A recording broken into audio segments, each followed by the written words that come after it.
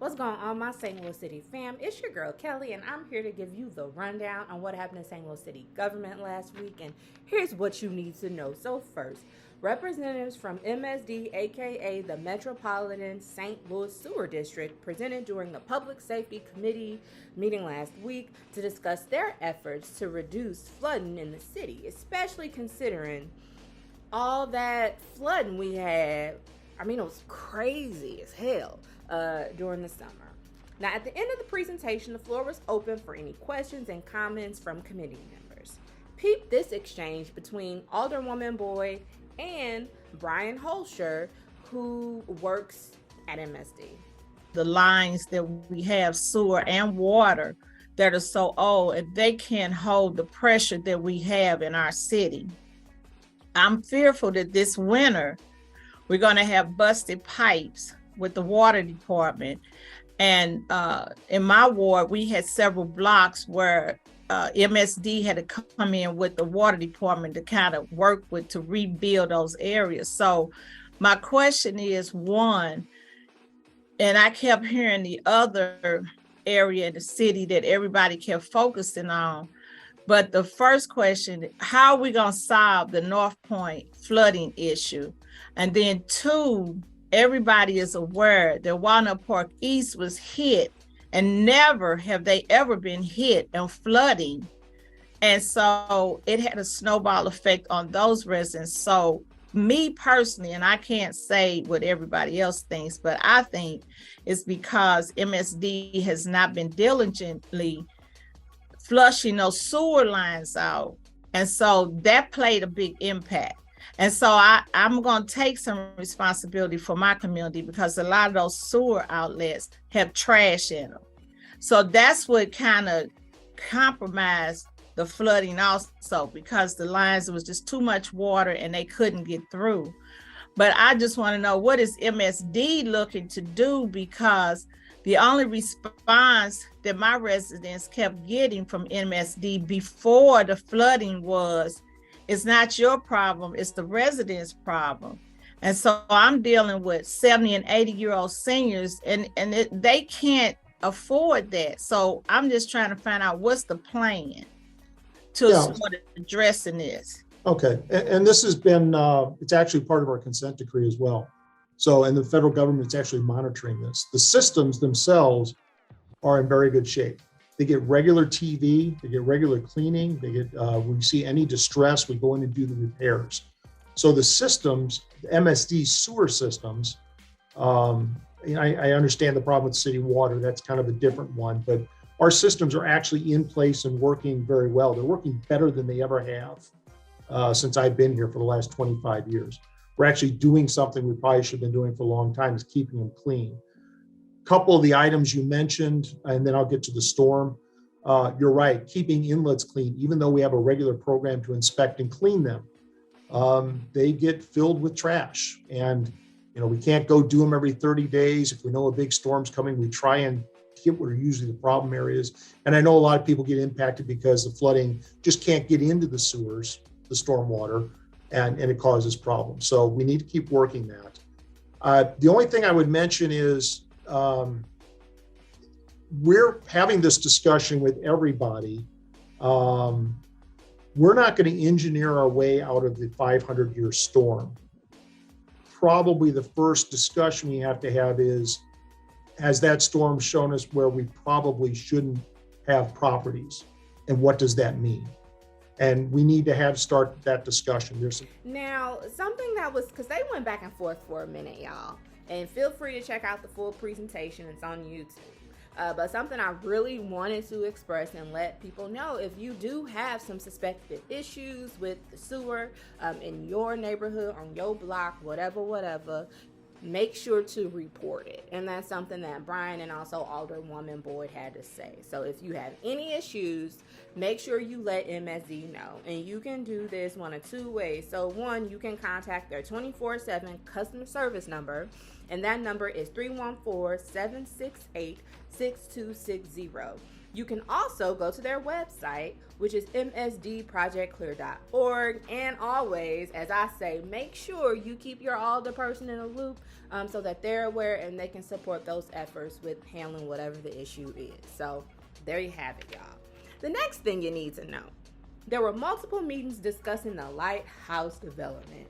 Y'all, there weren't just one, there weren't just two, but there were 3 different Board of Aldermen committee meetings concerning, and they were held to discuss some aspect of the Lighthouse Development project, which will be to the north, just off of the Mississippi River. Now check out a clip from the abbreviated presentation provided by the developer M2 Development Partners, laying out what this project entails. It's located within an opportunity zone, and it's a themed destination development, like Dan mentioned. This next slide will give you a better idea of the location of our site. Right on the Mississippi River, just north of the site will be the St. Louis Zoo Wildcare Park as well. This is a site aerial that Dan was referring to, facing north. As you can see, we have upwards of 1,500 linear feet of Mississippi River waterfront at this location. There's currently a gas station that's right here in this corner if you drive by the site right now. And this is a high-level rendering encapsulating what Lighthouse Point could bring to the north side.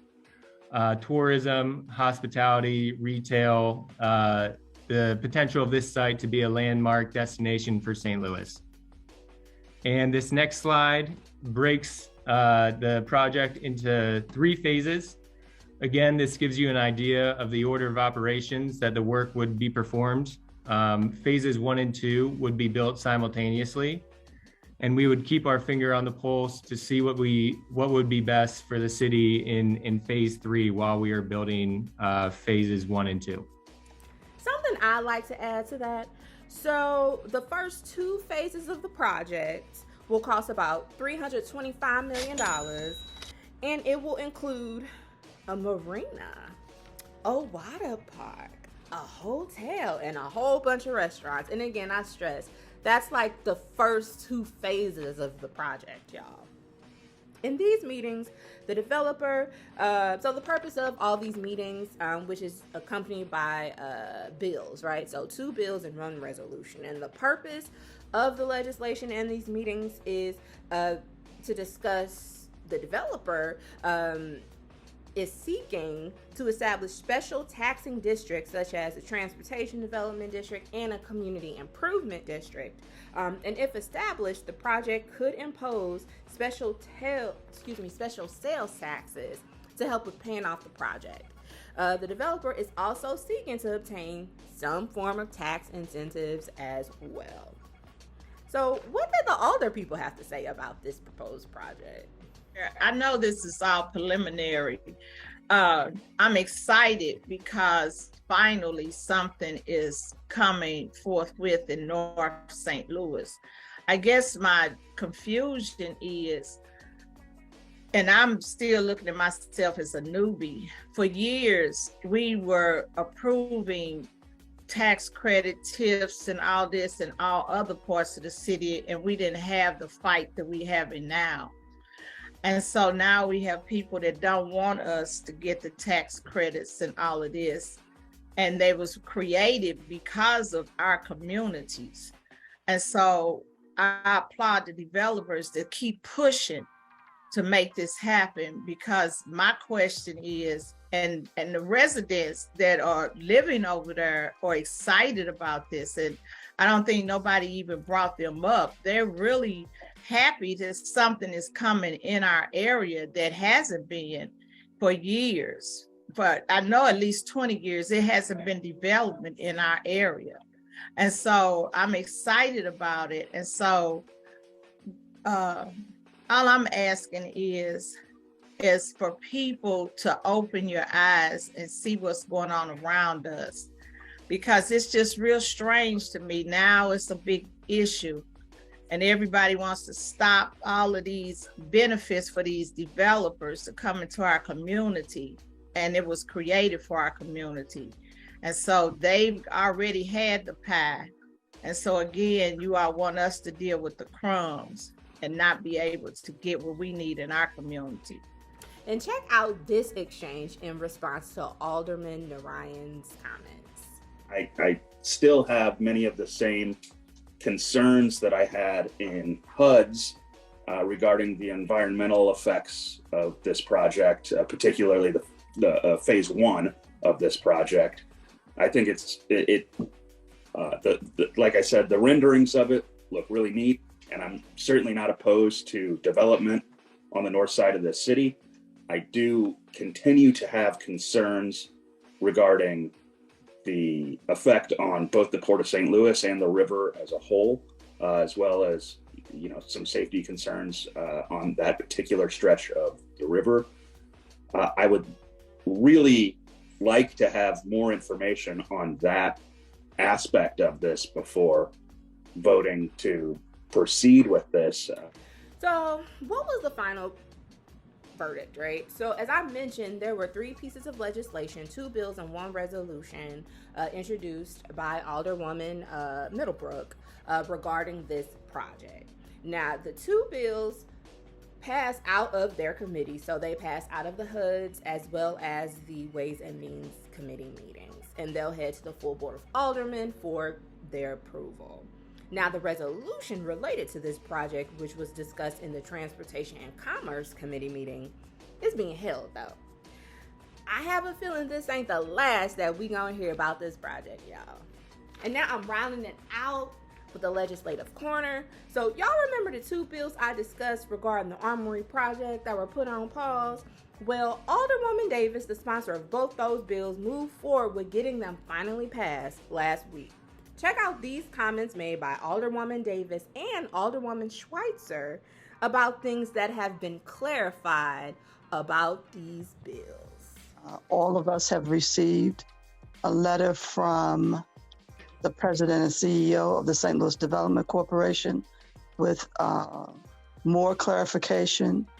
I believe that we've also received information because there were some misunderstandings about the St. Louis Public School District, but they have indicated that they are doing their own negotiations.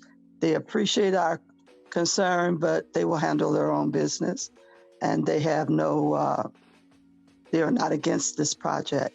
So it appears now that we've clarified a lot of things with a lot of lengthy discussion, which is always good.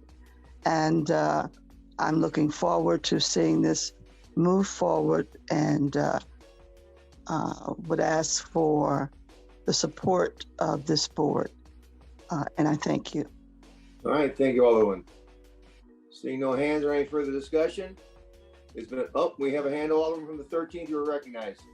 Thank you so much. I really appreciate Alderman from the 19th giving that background. There was a letter that did come from Neil Richardson, President and CEO, that answered all of my questions. There were 7 points made in the letter. The 5th point, it is no secret that we expect developers seeking incentives in the city to step up and support economic empowerment and equitable and inclusive development in ways that prior administrations did not. And then the last point, to date, SLDC is pleased with the commitments, including, and this is what I think a lot of us had concerns about, most recently a $470,000 financial commitment made by Green Street, some of which currently relate to confidential real estate negotiations, but are expected to lead to detailed public announcements in the near future. Most importantly, we believe these commitments will have a positive impact on St. Louis public schools and the marginalized residents of our city. So those are the questions that I had, and they were answered by this letter. So I will be a yes vote on this bill today after being a no vote in perfection. I really appreciate all of the work of everyone to get this information. These are the questions I had. Thank you so much for answering them. I appreciate your time. What did Alderwoman Peel have to say? right? Now, because if you remember, she ain't sponsoring these bills, even though the project, it sits in the ward that she reps. I'm glad that things are moving forward regarding the Army Board Bills 89 and 90. I think that they're moving forward more quickly in terms of last 2 weeks regarding getting an equitable development contribution. I also, at the same time, will just point out regarding these board bills are that I still do believe that we should not be setting a precedent in terms of having other people carry board bills in your ward, especially when the present alderperson has been working on a board bill prior to that all. And that whether that would continue in the future, that the alderperson would have communications beforehand. That wasn't had in terms of this. I believe I'll vote present on this because of the manner in which this was processed. I guess Alderwoman Peel and Alderwoman Davis, they just gonna have to agree to disagree about this whole communication piece, y'all. So after all of that, what was the final verdict? The Board of Aldermen ended up finally passing both of these bills. That's all I have for y'all this week. Please stay safe out there, and you will see me soon. Peace.